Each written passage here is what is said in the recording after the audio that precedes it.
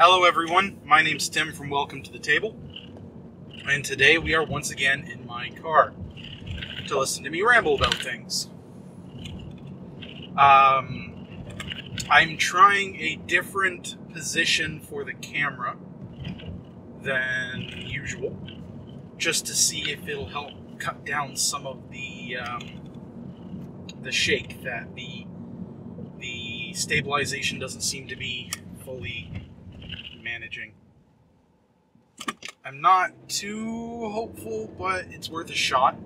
I used to have the camera up in the corner of the dashboard there, and any bounce I hit, the whole thing would move, and that's why, even with the stabilization that I was using, it was still pretty shaky. Today, I want to talk about randomness in games. I made this video yesterday, but you're not going to see that because I was not happy with how it ended up. Even more so than usual, I bounced around topics and ideas and didn't really find the point I was trying to make until like 5 minutes left in the video.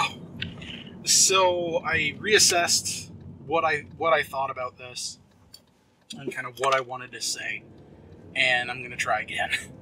You might see some of the footage if I use it as B-roll for whenever I end up making a channel trailer. But in the meantime, randomness in games. Now, I want to start by saying randomness is not the same as, like, randomness as a mechanic is not the same as randomness in setup or randomization. I very much like, I can very much appreciate randomization in setup. What I mean in that is, generally the game comes with a bit of extra components that change the setup so that every time you play, it's not the exact same game. Almost all games do this. Some do it better than others. No, what I want to talk about is randomness as a core mechanic. Even as a mechanic, randomness is in almost everything. Whether you're rolling dice, drawing a card off a deck, you know, how, like, the distribution of tokens on a board, like, randomness is in almost everything. But I want to talk about when a game is designed so that the random factor is the core mechanic. What are some examples? Well, this gives me a perfect opportunity to talk about why I don't like certain games, I guess, because the randomness as a core mechanic is a big thing in games like Risk, Monopoly, Clue, the big ones that most people recognize, but also even card games, and Settlers of Catan. Like, most games have this as a factor, but some big ones.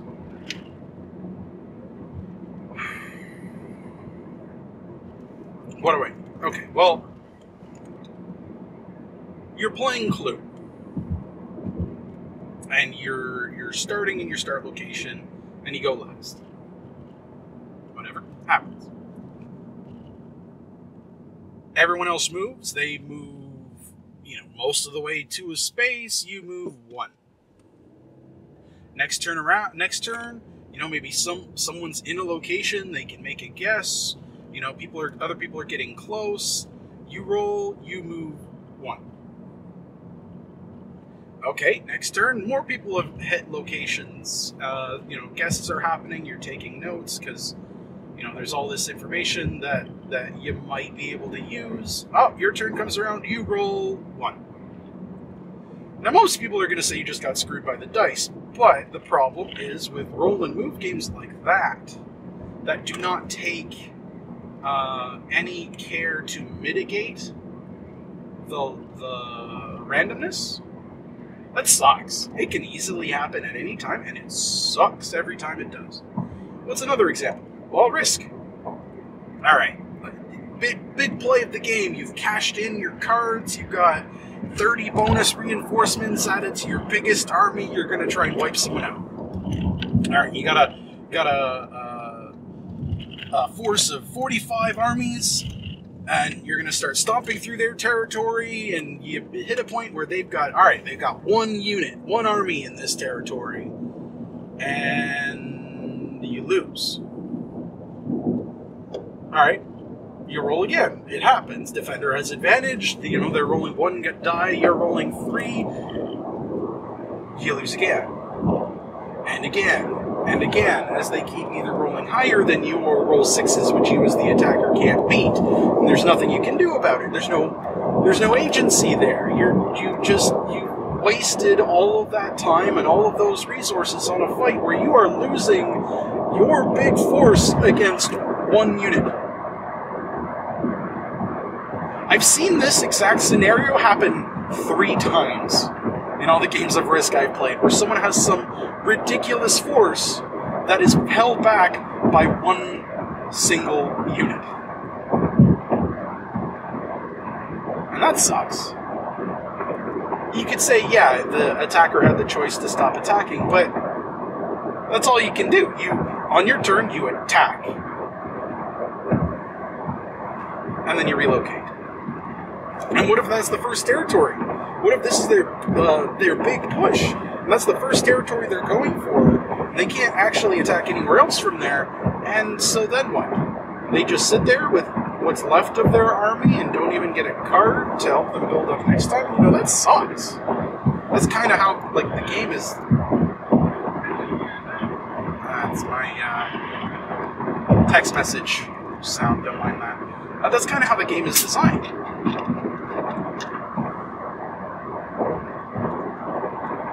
Or, you know, something like Monopoly, where, you know, everyone else seems to get lucky landing on the perfect locations or getting the good cards or anything like that, and you just get hosed every time. You know, it sucks. It sucks when games have randomness as a core mechanic, but don't take any steps to mitigate the extremes. I mean, Monopoly kind of does with the doubles going to jail thing, but it doesn't help against someone just getting extremely lucky and winning the game from the outset, because that can easily happen in Monopoly. Wow, why was I about to say in Monopoly? Here's the other problem. Monopoly, Risk, these are games that'll last hours. Hours! And at player elimination. And the fact that you can just get wiped out by someone who just was luckier than you, didn't play any better, or were just luckier than you, sucks. So, let's switch gears for a little bit. Let's talk about some extreme randomness that I do enjoy. Liar's Dice. Liar's Dice, if you've never seen it, if you've seen the second Pirates of the Caribbean movie, you've seen people playing Liar's Dice. They play it on the Flying Dutchman. And it's a game where that, like, the whole mechanic revolves around regular 6-sided dice. Each of you has a set of them, you roll them in secret, and you make bids based off of how many dice are at the table. And if someone thinks you're lying, they can call you out on it, and then you reveal. Now, the big thing with Liar's Dice, yes, it is a dice game. Yes, you are rolling dice, and that is the whole thing. But while the dice are the core feature, the mechanic of actually using them isn't... It's a bluffing game, which means that the actual value of the dice only matters for a section of the game. It doesn't make... The actual values on everyone else's dice, the thing that you can't know about, doesn't really matter for most of the game, because all that really matters is what everyone else thinks you have, or what you think everyone else has, because you're making bids and you're making guesses based off of how people are reacting. You're not making a guess based off of what you know everyone else has. You're making a guess based off of what you think people have. So you could play around a Liar's Dice where, you know, people don't even look at their dice, and it would still kind of work. Because, you know, then it comes down to probability, it comes down to odds. You know, alright, these dice are largely fair. 1 to 6. The odds of, you know, there being any given number are reasonable. You know, it comes down to that. And how much of a risk you're planning on taking. And while it does have player elimination as well, it's a quick game. That's kind of randomness that I like. You know, other games that can handle randomness well all kind of have the same thing. They have ways of mitigating the randomness, ways of mitigating the extremes. Wherein, even if you're getting unlucky, you have ways of dealing with that. You know, with you know, improving your average results or rerolls or, you know, things like that.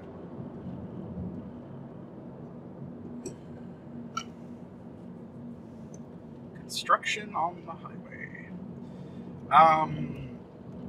Yeah. So the problem with randomness as a mechanic is, as the core mechanic, is, yeah, if you have to either take it into the two extremes, and it's something that everyone has to be aware of going in, because you either, you know, give opportunities for players to mitigate the randomness in their favor or to reduce the ridiculousness of it, or you go full extreme. Merchants and Marauders. Merchants and Marauders is a game where you all play captains in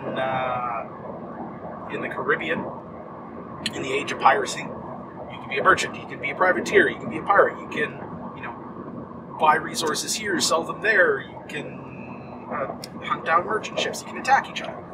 Combat in Merchants and Marauders, from the outset, is vicious.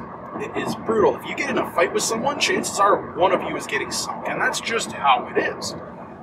You know that going into it. So the fact that it is extreme and, like, brutal is still fair, because it's brutal on both sides. You might win a fight, but be limp, like, you know, inches away from death yourself, and then get taken out by the storm.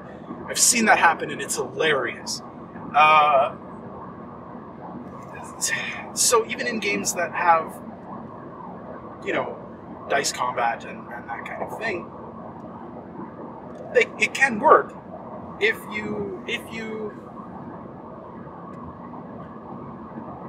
the randomness of the battle, the brutality of it, and the, like, unfairness of it, you know, as fair as people think dice are, they can be brutally unfair. If that works with the mechanics of it, you know, that's okay. The problem with a game like Risk is it's touted as a war game. It's touted as a game where you can, you know, strategy rules all, and you can, you know, make a plan to you know, win the game, but have your perfect strategy ruined by the dice not playing with you. You know, and that doesn't feel very good for a war game. There are some other war games that that do this better, that let you strategize, that let you have more, like, that give you more information on how combat can turn out. Games like Kemet or the Game of Thrones board game use a system of cards. I'm going to talk about it in terms of Kemet because that's the one I'm more familiar with. But the way Kemet works is every player starts with the same hand of, I think it's 8 combat cards. I think it's 8. And on the combat card, you have a combat value, you have casualty value, and you have defense value. Simple. Everyone starts with the same set of cards. You go into a fight with someone, your army against theirs. You choose one of the cards in your hand to discard, and one of the cards to play. You both reveal at the same time the card that you played, resolve the combat, so figure out which army has the higher military strength by counting up the units and adding the combat value of the card. That determines who wins. but not how many casualties. Casualties are determined by, there's a little like blood icon or blood symbol on the cards. And that's how much casualties you deal. And then there's a little shield symbol that determines how many casualties on your end you can prevent. So you can win a fight with someone and have no miniatures be lost at all. Or you can win a fight by the numbers, but get wiped out completely by the opponent, just because of the cards that they play. But there's all the information here is known. You have the same set of cards at the start, so you know exactly what your opponent is capable of. You know, and as you play the cards, they stay in a discard pile. You don't get it back until you play them all. So you can kind of see by watching your opponents, you know, what cards they've played, how strong of a combat value they'll be able to muster, and then, you know, kind of go off of that. There are ways of changing that, because there are powers that you can buy that let you swap out some of these cards for better ones. But then again, that's a known thing. Only one person can get them, and you know exactly what the cards are. The one thing that does mix things up with Command, though, is you have these tiny little Divine Intervention cards that you can play alongside that do give you these, you know, like a little bit more, you know, stuff that as an opponent you can't plan for. You can tell how many they have. You never know for sure when they're going to use them. There's this little kind of sleight of hand thing. And so, you know, there is randomness there, but you know how many they have going into a fight. You know, so you still have some agency there, and you can use your own. And agency is kind of the important thing, because in a game like Risk, you have your turn. You do what you're doing, and then you sit there, and you wait. And if you get attacked, you roll some dice, but you're probably not going to get attacked, odds are. So then you just wait. And you wait for that guy to go, for that one to go, for that person to go, and then it comes back around to you, and you do your turn, and you do your fights, and then you wait. Oh, I'm getting attacked? Oh, okay, I'll roll. No, I lost, okay. You know, you just sit there. There's no agency. So if there's no agency outside of your turn. So if and the only agency, like the only involvement you get outside of your turn, apart from tabletop, is rolling dice. But dice are inherently random, so you wouldn't, like, there's a little bit of choice there in terms of, oh, do you roll one defender die or two? But you're still just rolling dice as being the only interaction you get outside of your turn, which means that you may as well not even be a person at the table at that point. You're just rolling dice. It's just randomness there, which isn't, you know, great. Like, Commit has those Divine Intervention cards that you can play when it's not your turn. It does give you some agency. In Risk, if you're on the other side of the world, and let's say you're playing Mission Risk. Mission Risk being the one that, you know, it has set objectives, not world domination. So there actually is, there's a reasonable chance of ending the game within a couple of hours instead of it taking 4 to 6 hours, like Risk sometimes can. You know, you're on the other side of the world, and the missions have come up that you know, all of the fighting is going on where you aren't. You know, maybe you can try and fight your way through, but outside of your turn, you just have to watch as somebody's winning the game, and there's nothing you can do about it because you can't do anything outside your turn. Newer versions of Risk have done this, have kind of done things to help this, to give you more of a direct input. You know, adding leaders to make one army a bit better, adding powers to the cards, so that you can choose to play them or save them for their star value to get unit reinforcements, and that's good. That is something that I do definitely appreciate out of the newer versions of Risk, because it gives you a way of interacting with the game outside your turn. And it mixes things up. But most games of Risk don't have that. Now, yeah, you can kind of, like, there is still a degree of that in most war games, but, you know, a game like Comet takes an hour and a half to play. A game like the Game of Thrones board game has a lot more going on than it just being a war game. It's got, you know, politics, it's got hidden commands, it's got alliances and backstabbing alliances and random events and different things like that. Auctions, blind auctions. So it's not just fighting with you know, like, it's not just a combat game. You know, most good war games give you something else to think about. That's kind of the big issue there. Is Risk is designed to be a simple game. Sure. But I can think of other words are hard. I can think of other simple games that are a lot more engaging to play. You know, I've got a game called Crossing. The entire thing with Crossing is just point at tokens at a table. It takes 15 minutes. Extremely simple game. Extremely competitive game, but it takes 15 minutes. Risk can take hours.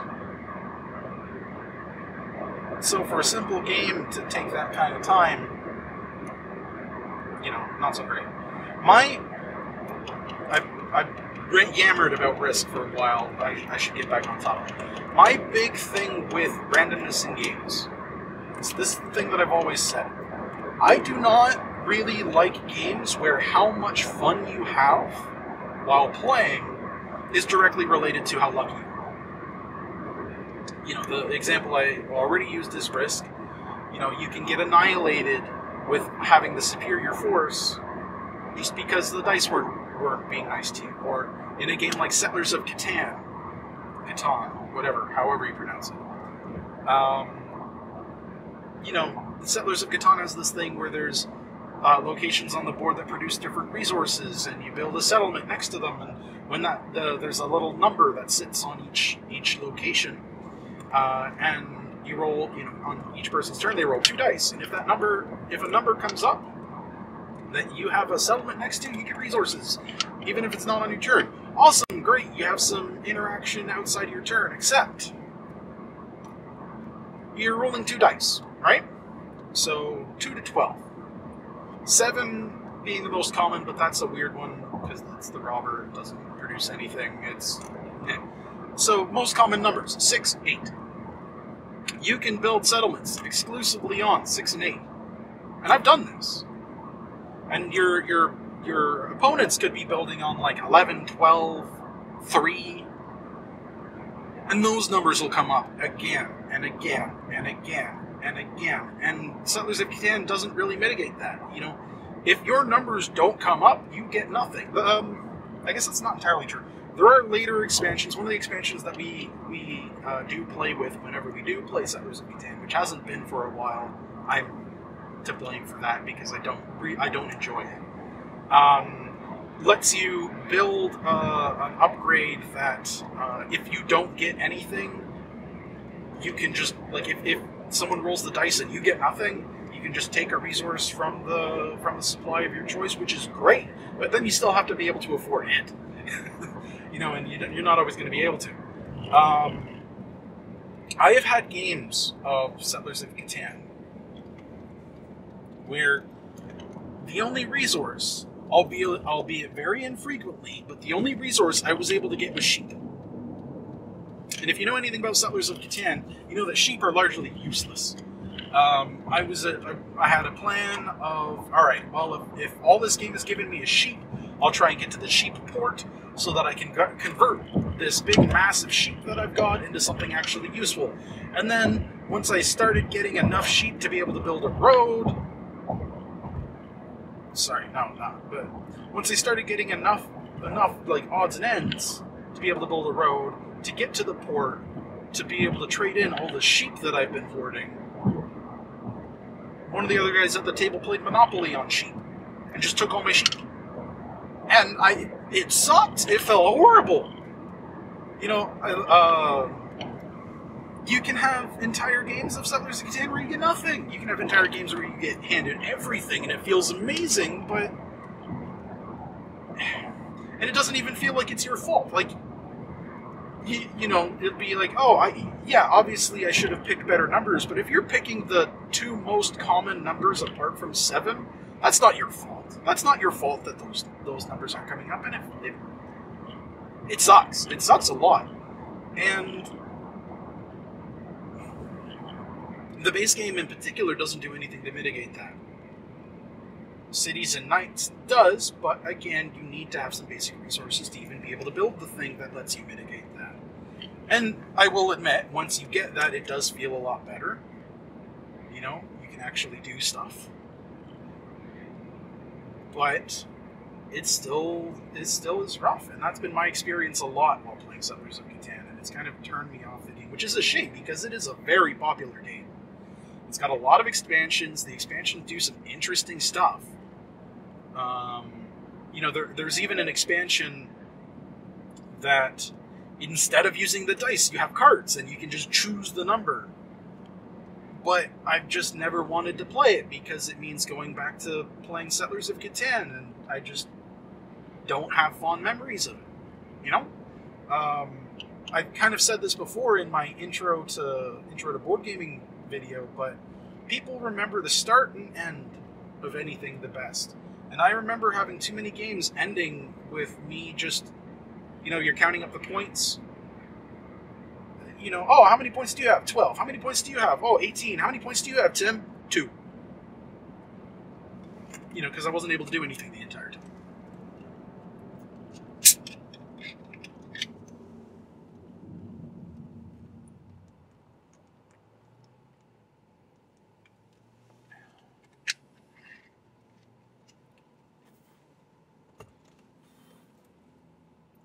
Yeah, I guess the heart of it is I don't enjoy games where the main core MacGuffin is completely random, and the game doesn't give you some way of mitigating that randomness. So, yeah. I talked on and on in the first episode about deck builders. This is a good way of illustrating it. Deck builders, yes, randomness is a big thing. What cards you draw off the deck is a big thing.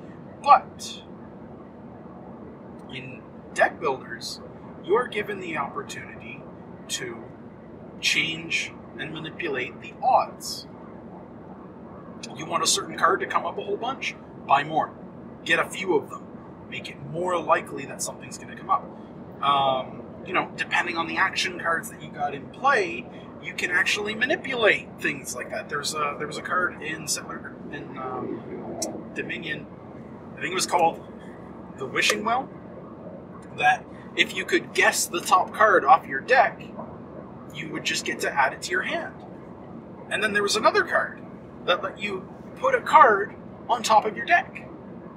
And so you could just do that. You could be like, all right, well, what card do I want? I want this one. So I'm going to play this, put this on top of my deck. I'm going to play the Wishing Well and say, oh, it's this. Add it to my hand. You know, you have ways of playing with the odds. Which feel really, can feel really good.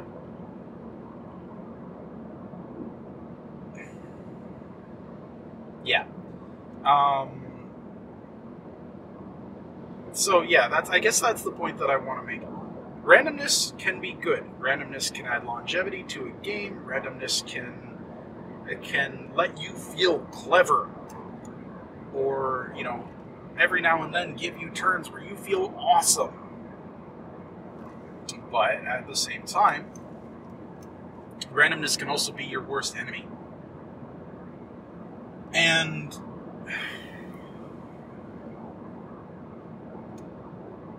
unless you're designing the game to be completely bonkers from the get-go, and there are plenty of games that have been,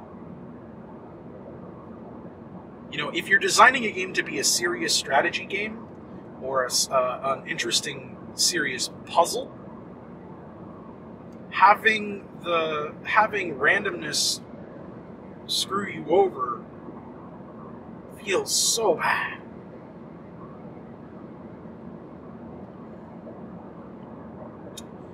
Yeah, you'll hear me. I'm sure I've already mentioned it. You'll probably hear me say it even more, but you'll hear me say that I don't enjoy games like Catan, Risk, Monopoly. I don't enjoy those games, and that's why. I've had too many games where I just had no fun. And I said this in the intro to board game. If you're playing a game, you're playing a game to have fun. If you're not having fun, what's the point? So, you know, I generally refuse. I choose not to play those games because I don't enjoy them. And if I don't enjoy them, what's even the point? I'm spending time bonding with my family, you know, playing Risk because it's one of the only games that they all know, but I could just sit there and watch the game and probably get more enjoyment out of it. You know, I'm still, yeah. And the part of the problem that I have is that, you know, my family doesn't really get that. You know, I have an older brother who loves Risk. Loves it. I wouldn't hesitate to say I think it's his favorite game. And me not wanting to play it is a foreign concept to him. He does not understand it. He does not understand why I don't enjoy that game. I've tried explaining it to him, but you know, it's not something he can relate with. But then he's also someone who loves strategy, and I can see him getting incredibly, like, every time it happens where you know, he tries to do his big game-winning strategy and he gets screwed over by randomness, or, you know, he gets incredibly frustrated and stops having fun. I can see it. You know, I doubt he'd want to admit it, but it's pretty obvious to me. Why would I want to play something like that?